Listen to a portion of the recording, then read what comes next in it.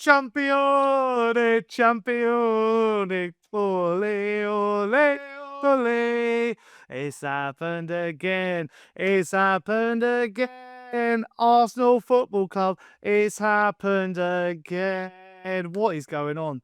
What is going on? Tottenham have beat Arsenal. Forget it's pre-season. We've beaten them in the first North London derby played overseas. We've had one already in pre-season a few years back where Nuno beat Mikel Arteta, and now Thomas Frank has his first win in a North London derby. And I only just found out this as I was going live.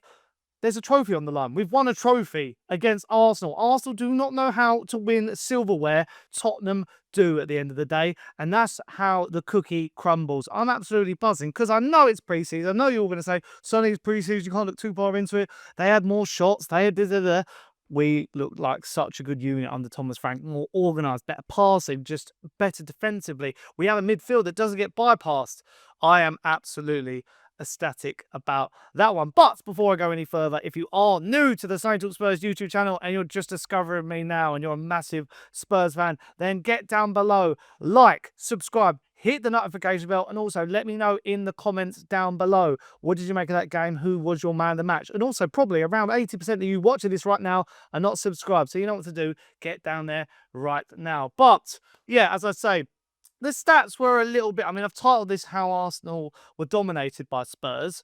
I think they were in general. The stats might not say that based on shots and, you know, they had 15, we had about 6 or 7, but we both had one shot on target. They edged the possession. But I think dominated in the sense of Tottenham look like a team now who are willing to go to these better oppositions and give them an actual game, you know, win the midfield battles. It was good to see the likes of Bentancur, Bergvall, Sarr winning those balls in the middle of the park and just really, you know, turning it over and making some chances after that. I thought the defence looked more comfortable. You've got to think of the likes of Mickey van der Ven, Romero, Jed Spence up against Bukayo Saka.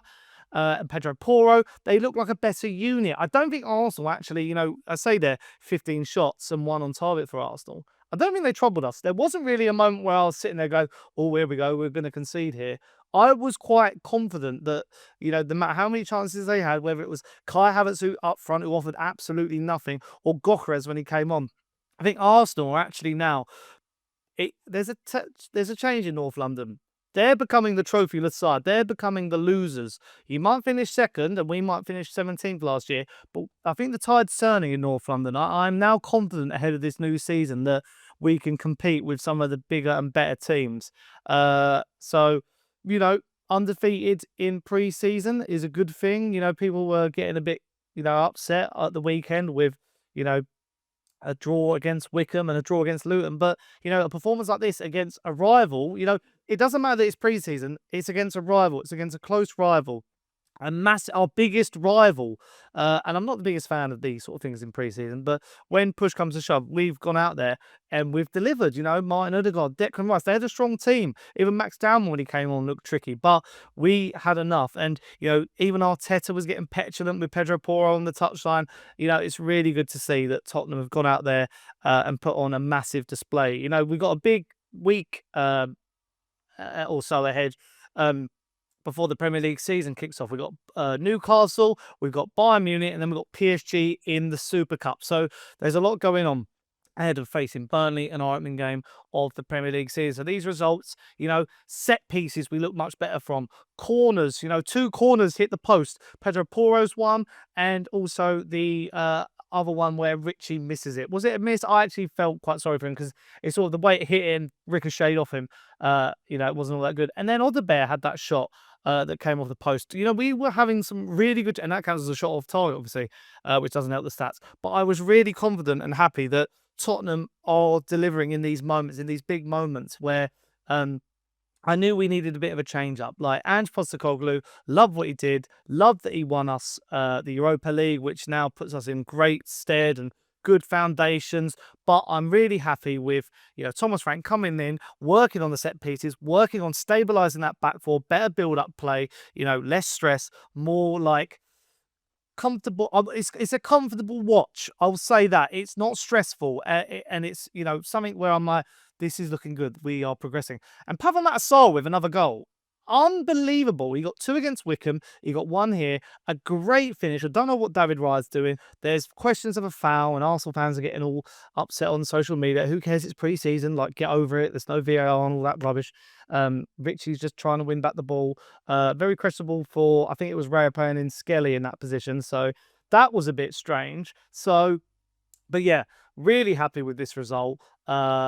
And hopefully this is, like, I know it's pre-season, but hopefully this spurs us on Partner Pun to go on to, achieve a lot this season. I've given predictions on, there's a video coming up actually on Zach Jalab's YouTube channel. Massive video he's done. Go and check them out when they come out, making some predictions. And I was quite bold in my predictions for Tottenham because I actually think under Thomas Frank, we are going to go and have a really good season across all the competitions. I'm not really worried that we're going to finish mid-table or lower like we did last year.